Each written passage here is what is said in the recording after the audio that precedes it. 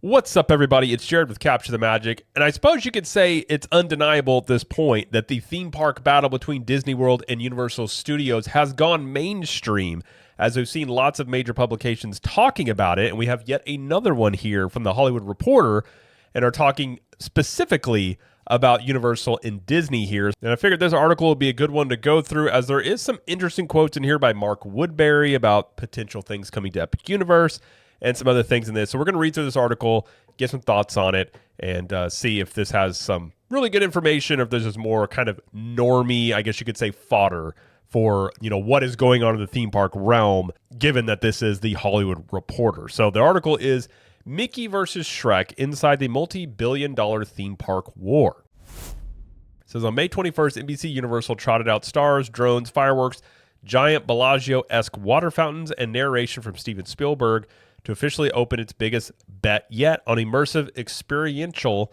entertainment. I guess you could just call it theme park, but okay, Epic Universe in Orlando, Florida. But a few hours before the celebration, Comcast CEO Brian Roberts was still reflecting on what the proud moment for his company really meant. Standing on the stairs in Epic's Atlantic restaurant, Roberts looked out over the fountains and gardens of Celestial Park, the central hub of the theme park that connects the portals to its themed worlds. He says, quote, "This is the worst it's ever going to look," Roberts said, noting that it wasn't that long ago when it was just a dirt site in a short drive from the Orange County Convention Center. It is going to mature and blossom and grow.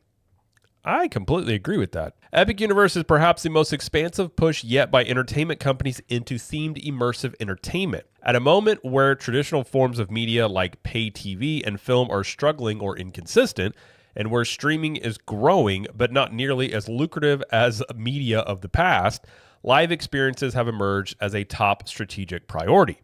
The Walt Disney Company and Comcast NBC Universal are pouring more cash into the space than anyone else by far, with Disney publicly committing $60 billion in capital expenditures and Universal committing billions of its own, though Comcast President Mike Cavanaugh quips that, quote, "We don't really talk about the billions of dollars in precise numbers."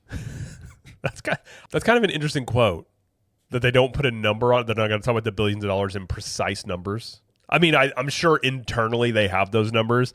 I just get the feeling they don't want to publicly reveal them for whatever reason. Kind of interesting, though. Whatever the specific investment, the result is a veritable boom time for theme parks and immersive experiences. I think it's a growth lever for a lot of these companies, and it's also a profit lever, says KPMG US media leader Scott Purdy. If you look at the margins of these different parks and experiences, it's quite high relative to struggling linear businesses or even best-in-class streaming businesses. It says Disney, for example, reports that its experiences and consumer products division delivered $34.2 billion in revenue in fiscal 2024, with segment operating income of $9.3 billion. NBC Universal's theme parks business delivered revenue of $8.6 billion in 2024, with that term that Universal likes to use, EBITDA, EBITDA, of $2.9 billion. The business is also meeting the moment of the market, filling a gap for consumers looking for an escape from their screens, albeit filled with characters from those same platforms. I've talked about this before, but I actually think with theme parks, and this is why I actually think, given the money that they make, I do think at some point you're going to see somebody else step into the theme park realm, like a Netflix or an Apple, somebody with lots of money. And we've already seen Netflix do those Netflix houses that they're doing, or kind of like these regional park experiences that we've seen Universal kind of expand into. Because I do think also with AI becoming more relevant and people being online a lot more, I do think humans want real life, real world connection. And I think theme parks are going to become a place where people go to not be on their phones as much or be locked into screens and just actually experience things. So I think Disney and Universal will benefit from this. And this is also why I think another player could step up to really try and break into this, because there's a lot of money to be made in these types of experiences. I call them theme parks. They're calling them experiential experiences, whatever they want to put a term on it. But I won't be surprised at all in the next, say, 10 years if you see another player step in here to try and get a piece of that pie. Quote, "I think that there has never been a better time to be in this business," says Josh D'Amaro, chairman of Disney Parks Experiences and Products. What we're seeing here is this idea of convergence, where great stories are coming together with cutting-edge technology, coming together with physical experiences and immersive experiences. That's what consumers are craving, and that's what they're looking for. Mike Cavanaugh says from Universal, says, I think one of the fantastic things about the experiences business is that there's no replacement for being here live. Noting the shifts the company is seeing in entertainment consumption. You put your phones down, you're immersed, and you're experiencing all of this. I feel like that might be a subtle jab at Disney, given that to really experience the Disney parks, it requires you to be on your phone quite a bit. And I think one thing that Universal has going for them is you don't have to be on your phone. It's more of a choice. You don't have to be on your phone necessarily as much as you do with Disney. So I don't know if that's a jab at Disney, but I do like the idea, and I think it's a better way to go about theme parks is not having to be tied to your phone or tethered to your phone to experience theme parks. I think that is something that people do want more of. And increasingly, those experiences will be global. While Disney and Universal have established core hubs, they continue to expand in Orlando, Florida, and Southern California. The next wave of new parks are scattered around the world. In April, Universal announced plans to build a multi-billion-dollar theme park in the UK, and in May, Disney announced a deal to bring a resort to Abu Dhabi's Yas Island, which D'Amaro says will be the company's most, quote, tech-forward park yet. The global bets are based on a thesis that while many consumers are willing to fly to Florida or California for a theme park experience, opening closer options can expand the potential market to people who can't afford or otherwise are unable to make the trip. Already, the companies have locations in China and Japan, with Disneyland Paris established as a European footprint. They're not bringing up, at least thus far, what Universal's doing with more of the regional plays here of the Universal Horror Unleashed and the Kids Resort that they're building in Texas, which they're going to do more of those, I'm sure. And I've talked about in other videos about, I actually think that could be a major thing that helps Universal out. It's kind of a risk doing it, but I've kind of likened it to a funnel, if you know, like marketing terms of like, say, digital marketing for sure, where you're funneling people into the Universal experiences. Maybe they're unaware of them, or maybe they haven't gone out to Orlando or California before to check these things out, but you're introducing them to a new audience that potentially may end up going to, Epic Universe in Orlando, getting your name out to a different group of people that haven't experienced it yet. And on some level, maybe it's just more they can afford to go to that regional park, but you do have a lot of people that potentially would end up going to your big parks.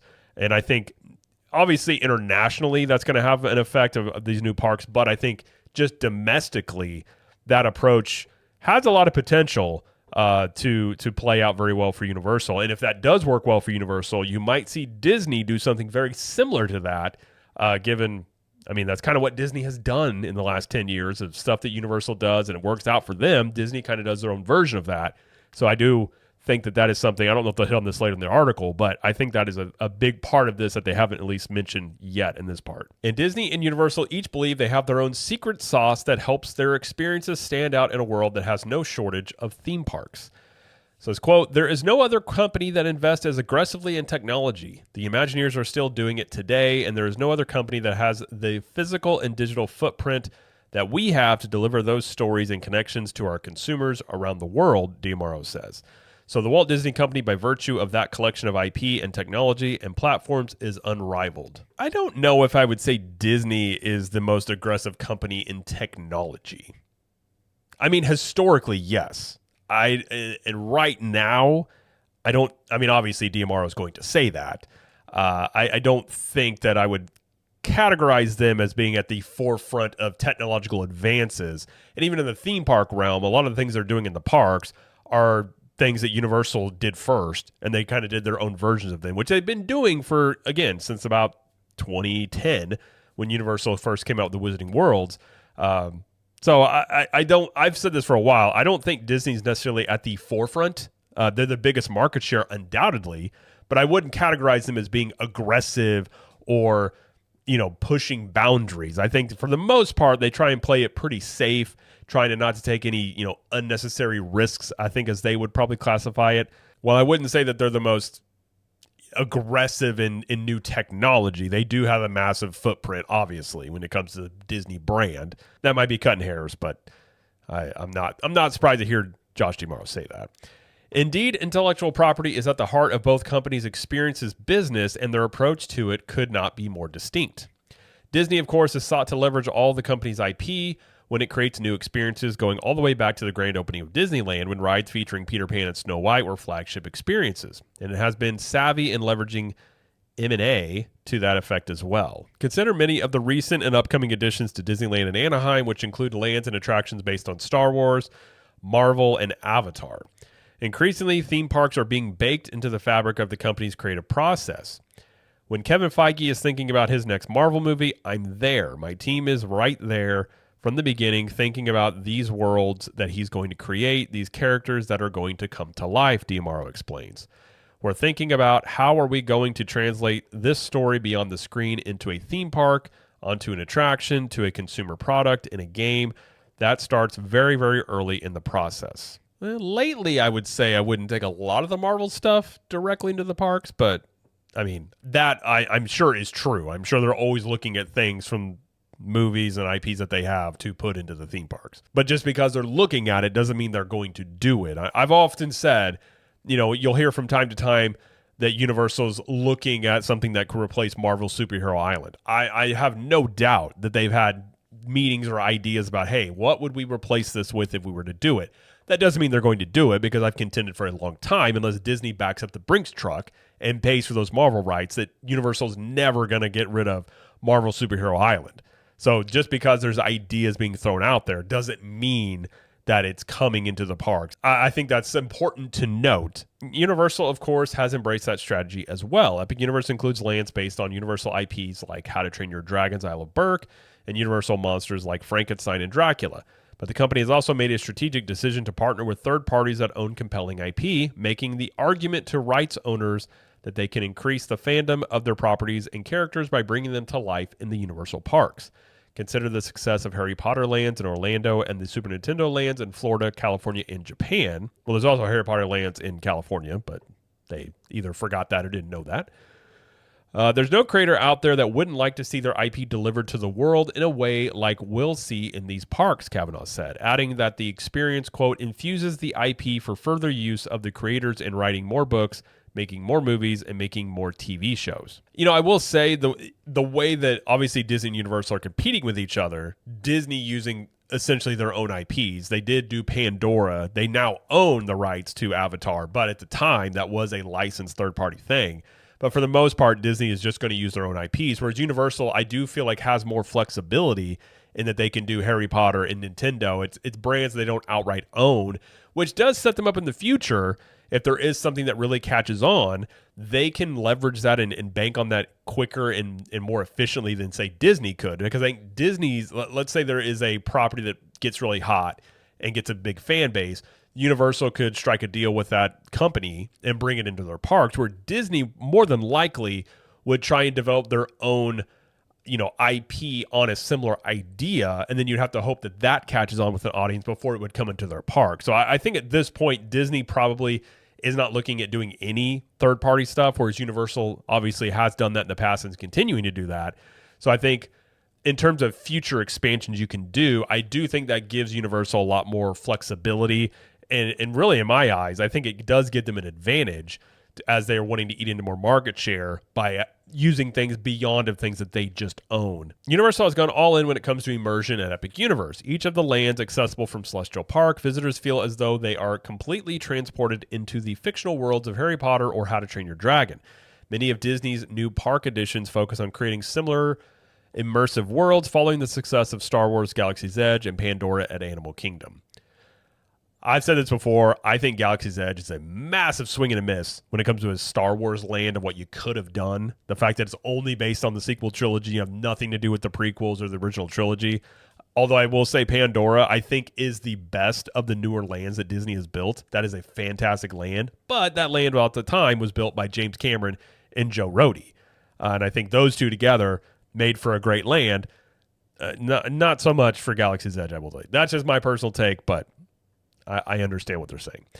Standing in the shadow of Donkey Kong Roller Coaster in Super Nintendo Land, Epic Universe's creative director Steve Tatham recalled the close coordination his team had with Nintendo creative Shigeru Miyamoto when developing the world.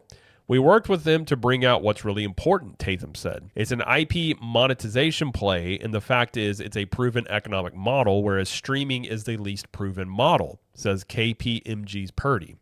That, I think, is actually very true. Who notes that for the sorts of large-scale projects that then companies are pursuing, They are really a, quote, limited number of places to expand. And that's why, in addition to new global flagship resorts, both companies are also increasingly pouring resources into smaller scale bets as well. Disney launched its Disney Cruise Line 30 years ago, but now it is ready to turbocharge it. The company says it will double the size of its fleet by 2031, hoping to bring more of its heavily themed ships to more ports and destinations. Later this year, for example, the Disney Adventure will launch from its new home port in Singapore. Well, you also have the rumors out there that I think are probably have something to it, that Universal's in the midst of maybe starting their own cruise line as well. I won't be surprised if that happens. So I think that's yet another place where they're going to compete into the future.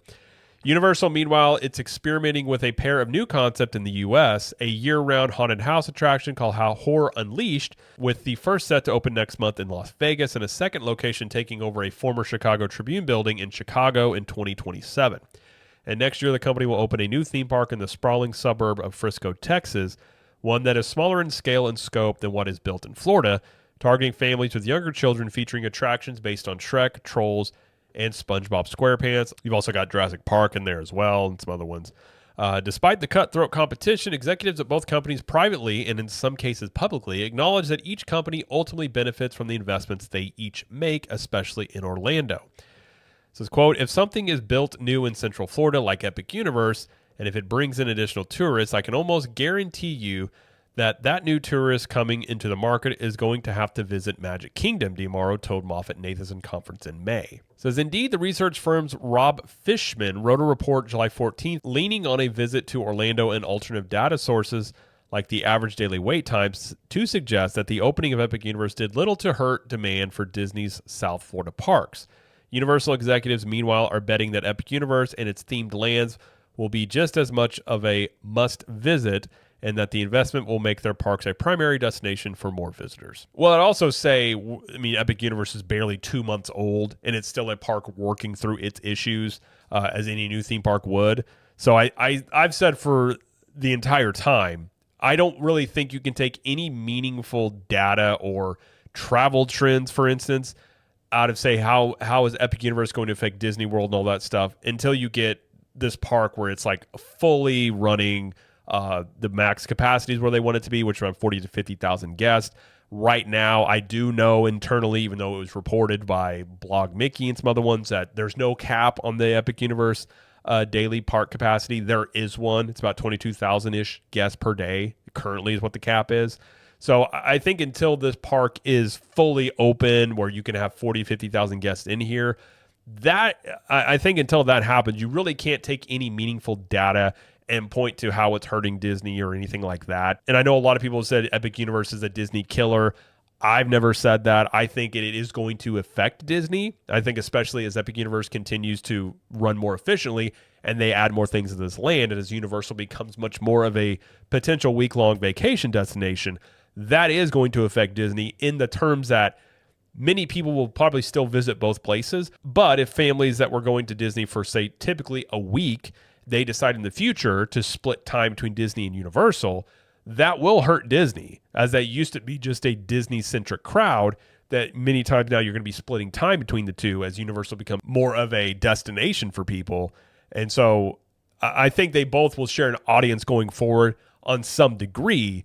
I just think it's going to shift more toward Universal in that becoming part of the vacation, versus in the past, it was something that maybe people threw a day, maybe 2 days on at Universal. You could see much more people doing 3-4 nights at Universal, splitting time between the two. I think that's the thing that will affect Disney, and I think that's a situation where Universal will continue to eat into market share under that type of scenario. Of course, neither company is resting on its laurels. At its D23 conference last year, DeMauro announced a barrage of new lands and attractions coming to California, France, and China, based on IP like Encanto, Coco, The Lion King, and Indiana Jones.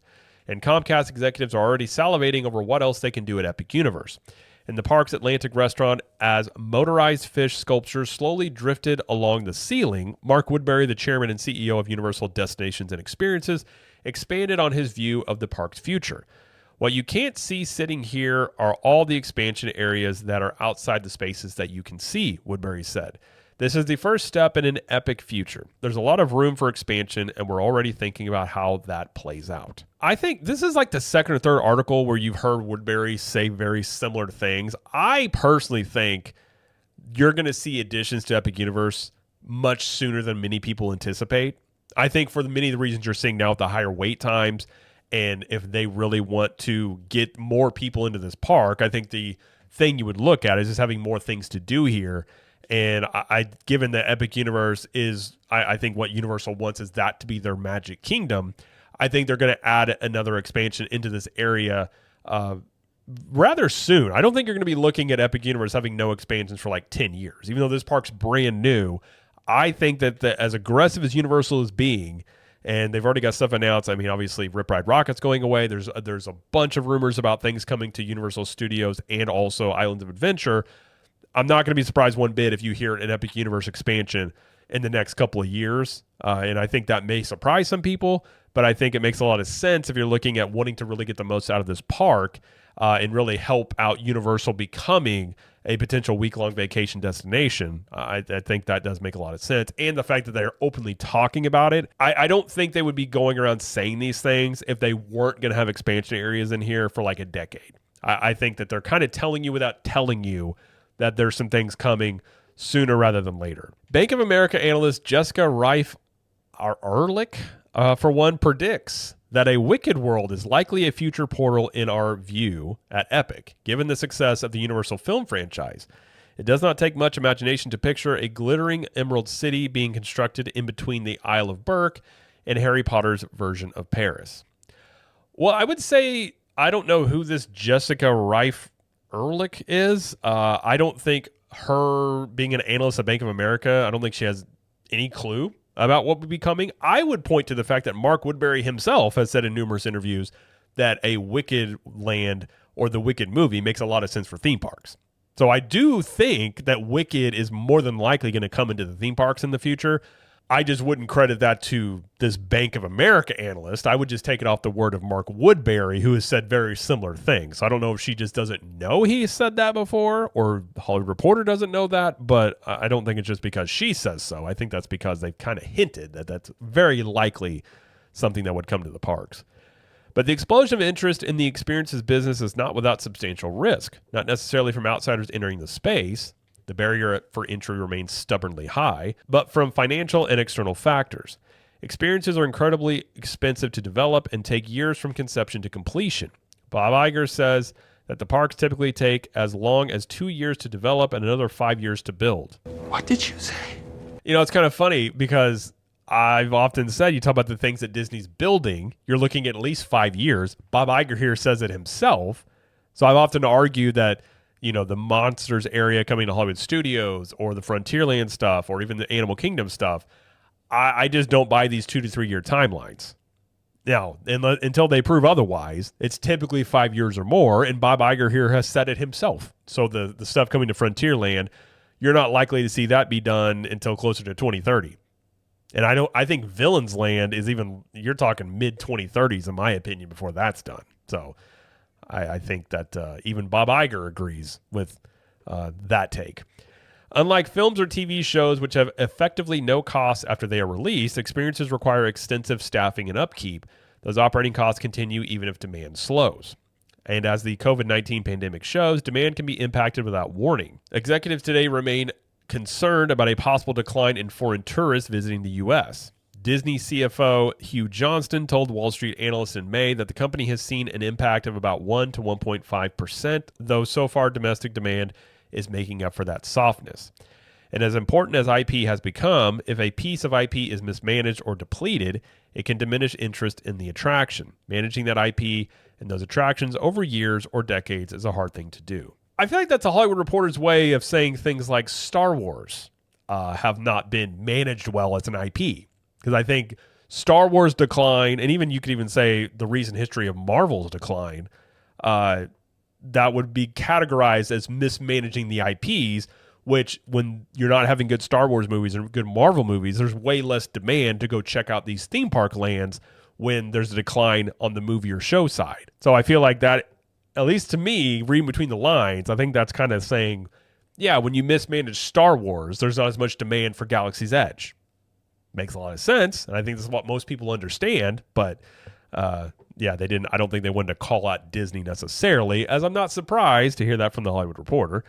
Disneyland didn't invent the theme park, but there is no question that the modern idea of an immersive theme park can be traced to the grand opening of Disneyland on July 17th, 1955. It's not just creating an immersive world where families can experience their favorite stories in real life. It's also about ensuring that every time they visit, there will be something new to see and do. And it's an approach that the companies have taken to heart, betting that the frequent investments will pay off in the long run. You still want to be able to celebrate the memories that you had as a child with your family as you walk down Main Street, but you want to know that there's something new all the time. Every visit that you have at Disneyland, DeMauro says. It's a fine balance of that nostalgia that everyone wants to feel and that newness which we owe to our fans. Well, Disneyland is different than Disney World. I mean, they have the area to expand in Disney World. They just choose not to in many cases, where they take out things that people have enjoyed and replace them with other things. But they could technically in Disney World actually expand and not just essentially replace things. But Disneyland is different. They are landlocked there. It's much more how Universal is in Orlando. It's kind of how Disney is in Disneyland. They don't have the area to expand outside of what is there. So many times they have to make choices, take certain things out for new things and, kind of play that balancing act there. To that end, on Disneyland's 70th anniversary, it officially opened its newest attraction, a lifelike animatronic of Walt Disney himself. Kind of lifelike in terms of it doesn't look like Walt, but okay. Which uses archival audio to have the entertainment pioneer explain to visitors his philosophy for storytelling. So, I mean, as a whole, this article, it kind of what I assumed it would be from the Hollywood Reporter, which is very surface level on the theme park stuff. But I think the real thing that you're looking at here is that you have major publications openly talking about this battle going on. As I think 10 years ago, you would have never seen these articles because there was really no battle going on. But in the last 10 years, Universal was able to eat up about 10% of market share. And obviously with Epic Universe coming online, they potentially are going to eat up more market share, while Disney is currently building the things that they're building as a response to Epic Universe. But I think undoubtedly, I know there's some people out there that always say that Disney and Universal are not competitors. They are competitors. I think that's very obvious. They can understand that they share an audience. Disney has said as much, that they have expected that they're going to see more attendance due to Epic Universe opening. I don't think this summer is showing it that much, at least thus far. But I think more or less you're looking at long term, not just this summer, as Epic Universe is still a park that I think is in beta testing mode. They're still figuring that park out. So you're not going to see the full effect of Epic Universe until about a year from now, is my guess, and then really what that effect is. And I do think a lot of people are waiting to go to Epic Universe until you get through this period of time where a lot of these rides are getting more established, getting more, reliable, and the wait times go down a bit here. I think that's something a lot of people are looking at and just wanting to go, but they're just waiting to go, essentially. So I think you do have some pent-up demand for Epic Universe. And even if they both can admit that, hey, you open up a new thing, it could benefit us, and vice versa, that would also go the same thing for Universal. Disney opens up their new things that could positively help Disney, but at the same time, that very well could positively help Universal. So I think the rising tide lifts all boats kind of goes in both directions. So they can both understand that they're very likely to help each other out in many ways, but it doesn't mean they're not competing with each other and wanting to beat the other one. And I think the fact that Universal has eaten as much market share as they have, you're seeing Disney's response to this. They're not openly saying it as much that Universal is a threat, but it is becoming much more of a reality. And I think it's just going to be the reality going forward, is that the Orlando theme park market is forever changed, in that Universal is very well on its way to becoming, when it comes to Disney Universal, 1A, 1B. Whether or not Universal ever gets the market share of Disney, they may never do that, but they don't have to be profitable. They can, if they get about 35% market share, 40%, somewhere around there, I mean, they would essentially be looked at as kind of like, co-leaders in the industry. And I think they're kind of on our way to seeing that. But I think the fact that you're seeing many more, mainstream outlets openly talking about this kind of shows you exactly what is going on here. And the fact that they are, it's out in the open now of how much they're competing and how Universal is clearly gunning for, more of a market share in the Orlando theme park market. You look at the things that Universal is doing, not only domestically, but internationally. They're being very, very aggressive. And it has forced Disney to be aggressive as well. I don't think if it wasn't for Universal doing the things they've done the past decade, I don't think you would have seen any, hardly, of the lands that have been built by Disney. I think all of those essentially were built due to a response to what Universal was doing, as we didn't see any of these immersive IP lands really come about until Universal did it with the Wizarding Worlds, and then you saw Disney do their own version of those, seeing that that's what audiences wanted. So even though Disney has the market share lead, they're still the biggest theme park destination in the world. They're very much many times taking cues from what Universal's doing. And I think Universal is pushing more boundaries because they are in market share mode. So they're willing to take more risk, like these regional theme park experiences and the things like that. Whereas Disney is more or less, in my opinion, they're trying to maintain what they have. And to maintain what they have to build more things to really compete with what Universal's doing. So I think undoubtedly, even at this point, Universal has changed the way Disney operates by the things that they're doing and Disney's response to them. And I think, again, this goes into competition, which I think is a great thing. I think the fact that this is being talked about openly, that there is this competition between Disney and Universal, is only going to mean more theme park experiences, hopefully better theme park experiences for everybody to check out. And if Disney wasn't being pushed, they really would have no reason to invest $60 billion into expansions or to build, a lot of the lands that they built. But the fact that they do feel that pressure, they do feel uncomfortable, is forcing them to do those things that they normally wouldn't have done. So I think even at this point in time, that's a win for the consumer, just based on what Universal has kind of forced Disney to do. I think the real question is going to be this next decade, in the fact that Universal has a lot of momentum. They obviously feel very strong about the theme park stuff they're doing, investing billions, even though they don't want to put a number on it. I'm sure they do, again, internally, they have a number, but at least publicly, they're not saying how many billions.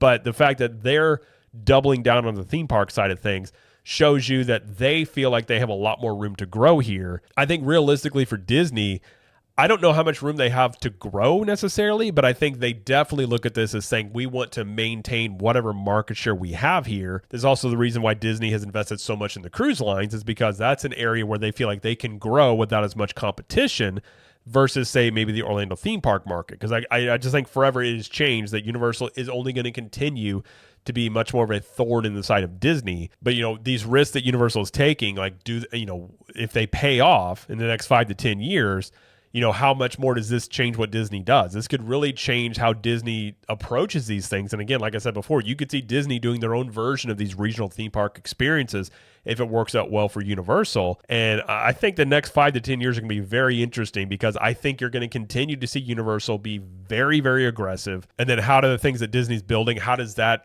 how did the audience react to that? Does that bring more people into Disney? If it does it bring more people into Universal? Like, it's just going to be very interesting, this back and forth, and where does the ultimate, the market share lies. I do think Universal is going to continue to eat into market share, but Universal is very much like an up-and-coming team, feeling very confident. They like the pieces they're doing. They like the direction they're going, and I think they feel very, very confident in what they're doing, and they can continue to capitalize on the momentum that they have. And can Disney do enough to kind of break up that momentum from Universal? And that's obviously what they're trying to do with the new lands that they're currently building, which are under a little bit of controversy, the things that they're replacing. So I've said for a long time, replacing these areas of these parks that they're doing, not only do they need to be, impressive things that come in there and really wow people, just for the reason, if you're taking out the Rivers of America, whatever you're putting in here, better wow people and say, okay, I understand why they took this out. This new land was worth it for this.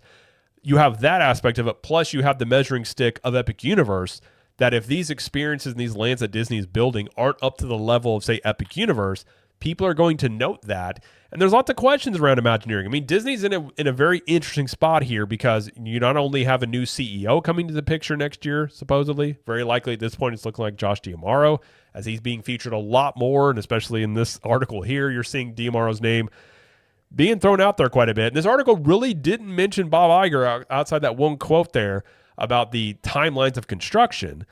So not only do you have a new CEO coming into the picture, it's a different landscape than it has been historically for Disney, and Disney's not used to having this much competition on the theme park side. And what do they do and how do they react to this in the next 5 to 10 years is going to be very interesting. And then you have Universal, they've made a lot of progress. They're going to continue to just double or triple down into what they're doing. And how does this shake out in 5 to 10 years? I think it's great. I think it's exciting. This is why I love competition. And, for the people that have been hoping that Disney maybe gets away from all the price hikes they've been doing, all the park changes, competition is the one thing that can force Disney kind of back to getting what they, doing what they used to do well, or how they used to run the parks better, in my opinion, many other people's opinion, how they ran the parks 5 to 10 years ago. I think competition is the lever that could force them to do that, as if they're continuing to see that they're losing market share to Universal. I mean, at some point, Disney would reverse course on some of these things they're doing and try and get back to the things that, made the Disney parks the Disney parks. But I think regardless, the fact that you're seeing many outlets talking about this ongoing battle or this war outright kind of shows you exactly where this is at. I know a lot of people will contend that there's no competition here and Universal is never going to touch Disney. I always say never. Nobody thought Sears back in the 1930s would ever be bankrupt, and nobody really even goes to Sears now. But if you told somebody back in the day that Sears would be a forgotten company that is essentially, but if you had told people back in the day that Sears would eventually just become this, nobody goes there anymore, and it's just a brand that nobody cares about, they wouldn't have believed you. And I think the same thing could happen to Disney if they continue. And I think the same thing can happen to any company. Any company can be at the will. Any company is going to be at the. Any company, no matter what size they are there's going to be certain market dynamics, business dynamics that can hit them if they're not doing the things that their audience or that market wants. And Disney, although they're massive and they have a headwind of decades and decades of theme parks, that doesn't mean that eventually they're not, somebody that can be toppled or challenged. And I think clearly right now they're being challenged. I don't think they're ever going to be toppled, but I think you're going to look at a scenario where you're going to have two major theme park players in this space, whereas before you had Disney and then Universal was down the line there. Like, yeah, you can go over to Disney. Yeah, you can go over to Universal for a couple of days, maybe, but outside of that, most people go to Disney, and I think that's already sort of shifted.